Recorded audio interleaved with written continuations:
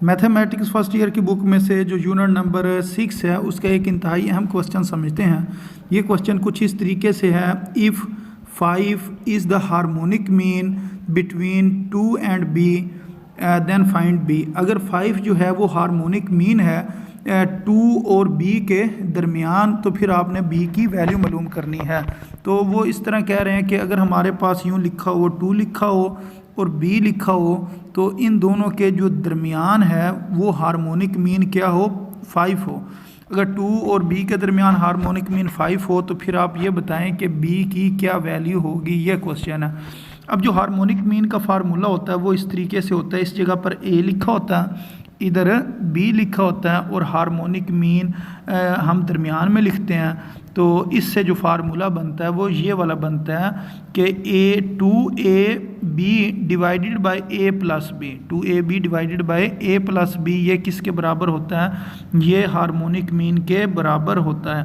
अब आपने कंपेयर करना है, तो अगर हम यूँ कंपेयर करें तो A किसके बराबर है, 2 के बराबर है, और जो B है वो B के ही बराबर है।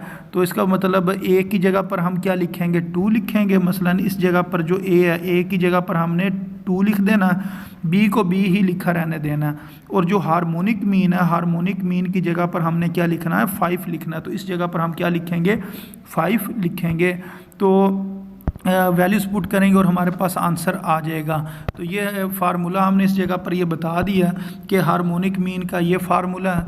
अब हमने इस जगह पर इसको हमने कंपेयर करके लिखा है, जिस तरह भी मैंने थोड़ी देर पहले कंपेयर किया कि ए की जगह पर हमने 2 लिखना है, बी की जगह पर बी ही लिखा रहने देना है, और हार्मोनिक मीन की जगह पर आपने 5 लिखना है।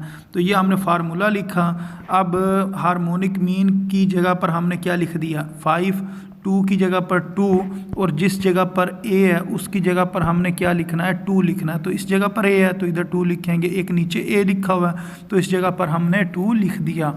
अब इसको मज़ीद सिंपलीफाई करते हैं। तो सिंपलीफाई इस तरीके से करना है कि जब 2 को 2 से मल्टीप्लाई करेंगे 4 आ जाएगा और साथ b आ गया, यानी कि ये 4b इस जगह पर आ गया। अब ये जो नीचे चीज़ डिवाइड हो रही है, मसलन ये जो लिखा ना b 2 + b, इधर डिवाइड हो रहा है, इसने 5 के साथ जाकर मल्टीप्लाई हो जाना है, यानी कि इसने इस साइड पर आ जाना। तो ये 5 के साथ आकर मल्टीप्लाई हो गया। अब 5 को अंदर मल्टीप्लाई करते हैं, 5 को जब हम 2 से मल्टीप्लाई करेंगे तो ये 10 हो जाएगा, जब 5 को b से मल्टीप्लाई करेंगे तो 5b हो जाएगा। अब ये जो 5b है इस जगह पर प्लस हो रहा है तो इसने दूसरी तरफ जाकर माइनस हो जाना है।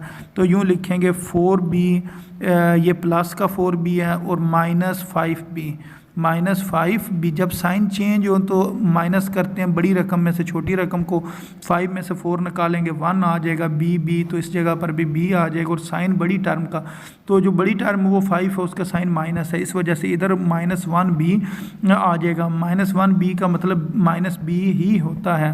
तो अब ये जो माइनस है इसको आप दूसरी तरफ लिख सकते हैं, यानी कि ये वाला जो माइनस है इसको आप चाहें तो 10 के साथ लिख सकते हैं। उसकी वजह ये होती है 1, यानी कि माइनस का मतलब होता है -1, यानी कि माइनस का मतलब -1 होता है। अब ये जो -1 है ना, इधर मल्टीप्लाई हो रहा होता है, जब ये दूसरी तरफ जाता है ना तो 10 के नीचे आकर ये डिवाइड हो जाता है, यानी कि 10 डिवाइडेड बाय -1, ये किसके बराबर है जी, b के बराबर है। अब जब 10 को -1 पर डिवाइड करेंगे तो इसका जवाब कितना आ जाता है, -10 आ जाता है। तो -10 किसके बराबर आ गया जी, b के बराबर आ गया। तो इस वजह से एक साइड पर माइनस लिखा हो तो वो दूसरी तरफ माइनस चला जाता है, उसके पीछे जो लॉजिक है वो ये वाली जो भी मैंने आपको बताई है। तो इस तरह हमने जो b की वैल्यू वो फाइंड कर लिया है, तो वो किसके बराबर आई है जी, -10 के बराबर आ गई है वैल्यू। तो उम्मीद है आपको इस क्वेश्चन की समझ भी आ गई होगी। तो अपनी दुआओं में याद रखें। अस्सलाम वालेकुम वरहमतुल्लाहि वबरकातुहू।